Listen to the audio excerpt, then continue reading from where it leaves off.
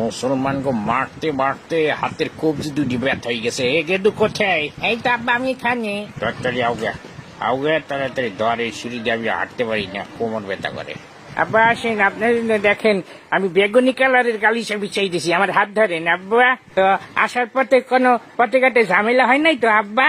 না, কিসের ঝামেলা, আমার এবার কি ঝামেলা করবে? ওই ফিলিস্তিনের আকাশে একটু জ্যাম পড়ছিল হালকা, ওই বাড়িঘর ভাঙাচুরা তো, ওই যে ওর মধ্যে দেখতে একটা গেদু খারাইছিল, তারপরে মোটামুটি চলে আসছি। আব্বা আপনার জন্য এই যে সান্ডার গোস্ত ভুনা করে রাখছি, এই যে শাহেক আপনার বিবি তো মাসাল্লাহ দেখতে, রাতে ওই যে আমার মুসাফির খানে পাঠাই দিয়ে। আব্বা ওই যে মাঝে মধ্যে মিডিয়ায় দেখবেন আমি আপনার ওই যে তীব্র নিন্দা করি মাঝে মধ্যে ইসরায়েলের বিরুদ্ধে ওই ফিলিস্তিনে হামলার কারণে, ওইটা কিছু মনে করবেন না, ওইটা আর কি মানুষকে দেখানোর জন্য। আরে কি মনে করবো, তুই খালি সময় মতো আমার এই অস্ত্রগুলা দিয়ে দিবি, তাইলেই হবে, বুঝছো?